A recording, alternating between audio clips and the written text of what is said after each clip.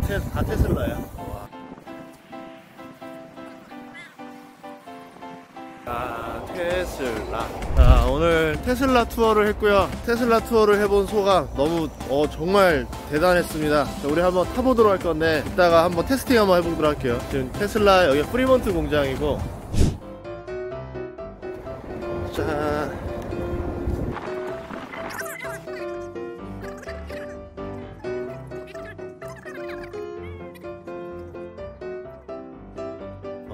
우와. 이거 좋다. 야, 슈퍼차저.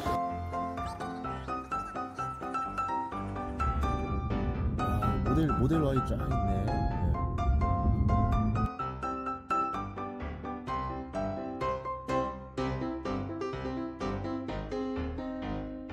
테슬라를 미국에서 가장 많이 생산한 곳이 구 본사였던 프리몬트 공장입니다. 제가 간 날 마침 일론 머스크도 실리콘밸리에 있었는데요. 만나면은 이런 걸 물어보고 싶었어요. 한국에 테슬라가 들어와야 되는 이유도 설명을 해주고 다른 라이선스 이야기도 해볼 수 있지 않을까 내심 기대를 가지고 갔는데 방향이 엇갈렸습니다. 저는 테슬라 공장 위로 올라가고 일론 머스크는 삼성 반도체 아래로 내려갔었죠. 개인적으로 저도 저런 사진 한번 찍어보고 싶었는데 공장 방문한 것도 운이 좋았습니다. 원래 정식 투어일이 아니었는데 비즈니스 목적 방문으로 허가가 나서 방문할 수 있게 되었고요. 이 허가를 도와준 구독자분 다시 한번 감사드립니다. 제 투자는 직접 눈으로 확인해야 된다는 생각이에요. 테슬라 모델은 한국에서도 여러 번 타봤습니다. 3년 전에 모델 X도 타봤었거든요. 그리고 운전자들의 리뷰도 들었었는데 되게 만족도는 제품에 대한 만족도를 넘어서 종교적인 만족도를 보여줬어요. 고객 충성도가 이렇게 높은 제품은 아이폰이랑 스타벅스 다음으로 처음 보는 것 같아요. 테슬라의 가장 큰 경쟁력은 생산 단가인데요. 싸게 만들어서 비싸게 팔 수 있는가가 투자자에게 굉장히 중요합니다. 포드의 모델 T가 미국을 점령하던 시절에도 포드는 적자였었어요. 단순히 싸게 만들어서 보급률을 늘리는 거는 투자자한테 매력이 없다는 거죠. 그런데 테슬라의 생산 단가는 점점 내려가고 제품 가격은 작년까지 굉장히 비쌌습니다. 투자자한테 매력이 있던 시절이었죠. 그때 모델 Y가 1억에 가까웠었으니까요. 그런데도 사람들이 기꺼이 돈을 지불하는 고객 충성도를 보여줍니다. 만약에 계속 테슬라 가격이 내리지 않고 이렇게 쭉 갈 수 있었다라고 하면은 지금의 주가는 아니었겠죠. 저라면 그 돈으로 제네시스 G90을 뽑을 것 같은데, 가성비 몇만 봤을 때는. 어쨌든 올해 제품 가격을 25% 정도 인하를 했어요. 그래도 생산 단가가 더 떨어졌습니다. 그래가 충격을 완화시켜줬죠. 전기차 가격은 서서히 대중성을 가지기 시작합니다. 가격 인하를 했기 때문에. 전기차에 관심 없는 사람도 내연차와 가격이 비슷해지면은 관심을 가질 수밖에 없어요. 제가 미국을 돌아다니면서 느꼈던 것 중에서 놀랬던 거는 샌프란시스코는 전기차가 많았습니다. 근데 뉴욕이라던가 미국 중부는 전기차가 거의 보이지 않았어요. 미국 중부 같은 경우는 내연 자동차가 훨씬 더 편하다, 가성비가 있다 생각했던 거고, 뉴욕 같은 경우는 전기차를 충전할 인프라가 너무 부족했습니다. 주차 자체가 헬인 곳이기 때문에 거기서 전기차 충전소를 찾는 건 더 힘든 일이었겠죠. 전기차가 인프라를 구축하기 시작하고 전기차 판매 가격이 내연차와 비슷해지기 시작하면은 앞으로 무궁무진한 시장이 열릴 수도 있겠다라는 생각을 했습니다. 전기차를 싫어하는 사람들은 없겠죠. 다만 전기차가 가격이 조금 더 비싸니까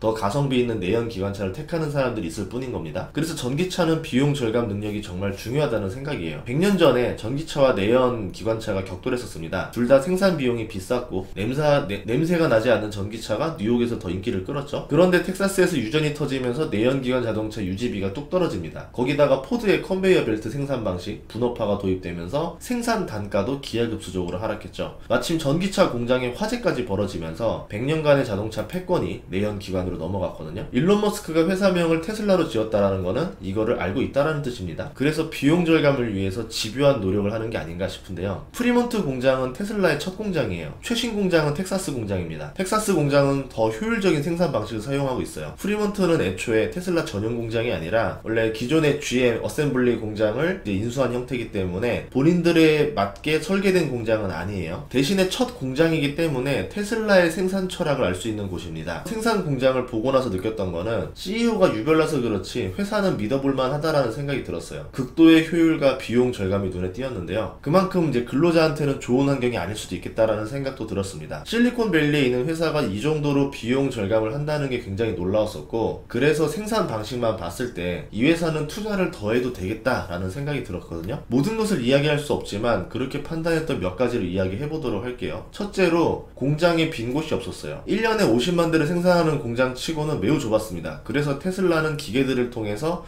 2층 생산 구조로 돌렸어요. 반 조립된 차를 에버랜드 T 익스프레스처럼 들어 올려서 2층으로 컨베어에 돌게 한다던가, 기계로 집어서 1층 도로 위로 들어 올려서 반대편으로 넘긴다던가 이러면서 입체적인 방식으로 생산을 합니다. 공장의 면적이 좁으니까 공장을 더 효율적으로 돌리는 거죠. 구불구불하고 복잡하지만 2층 구조로 되어 있어서 긴 컨베어 벨트를 좁은 공장에 둘 수 있게 되는 거죠. 그리고 공장의 통로가 매우 좁았습니다. 자동차의 공장 통로가 소형차 한 대가 지나갈 정도의 틈밖에 없었어요. 통로의 공간을 최소로 하면 생산 면적을 좀 더 늘릴 수가 있습니다. 극도의 효율성을 내기 위해서 공장을 설계했다라고 볼 수 있고요. 또 하나는 사무실과 식당, 카페가 공장 안에 있었다는 점이 충격적이었어요. 쇳가루가 그대로 날리는 곳에 사무실이 있고 식당이 있었습니다. 유리벽으로 돼서 공장 바로 밖에 외부에도 식당이라던가 카페가 있었고 2층으로 올라가서 카페가 있는 공간도 있었는데, 공통점은 생산 라인에서 10걸음 정도만 걸어가면 식당이고 카페고 사무실이었다라는 거죠. 공장에서 컴퓨터로 가고 밥을 먹고 커피를 마시는데 이동 시간을 최소화했다라고 볼 수 있습니다. 실리콘밸리에서 봤던 빅테크 식당들과 비교해봤을 때 인테리어는 형편없는 수준이었고, 그렇다고 해도 나름대로 있을 거는 있었어요. 다른 빅테크 기업들이 화려한 고려청자라면은 테슬라는 조선 백자 같은 검소함을 보여줬습니다. 또 하나는 기가프레스였는데, 프리몬트에도 기가프레스가 몇 대 있었어요. 이 과정을 통해서 용접 라인을 최소화할 수가 있었습니다. 그리고 다른 자동차 공장과 다른 점은 자동화가 상당히 진행했다는 점이에요. 보통 자동화 공정이라고 해도 관리자가 배치되어 있는 경우가 많은데, 테슬라는 관리자도 많이 없었습니다. 반자동화된 모습을 보여줘요. 기계마다 이제 프로그램 명령어, 프로토콜이 계속 나오는데 이것들을 다 받아가지고 종합적으로 관리하는 시스템을 보여줬거든요. 스마트 공장에 가장 가까운 형태가 아닌가. 연 50만 대 생산에 22,000명의 직원이 동원되고 있었습니다. 화성의 기아 공장은 그보다 절반 인력으로 56만 대를 생산하고 있거든요. 인건비가 비싼 실리콘밸리 인근에서 동원한 것 치고는 나름 선방하고 있다는 생각을 해요. 그만큼 미국에서 생산하는 게 생산 단가가 높을 수밖에 없다라는 것도 생각이 들었죠. 프리몬트 공장은 테슬라의 생산 철학이 담긴 곳인데요. 시승을 해볼 수가 있었거든요. 여러 가지를 타봤더니 느꼈던 거는 현실 픽은 그냥 모델 Y인 것 같아요. 개인용으로도 적당한 가격에 적당한 크기를 가지고 있고요. 모델 3는 가격이 매력적이었었어요. 약간의 불편을 감수해도 괜찮다. 그 영업용으로는 수요가 굉장히 클 수 있겠다라는 생각을 했죠. 모델 X는 타보니까 좋았는데 가격을 생각하면 선택하기는 쉽진 않았습니다. 실제로 모델 Y 수요가 가장 크고 모델 S나 X는 미국에서 수요가 낮아요.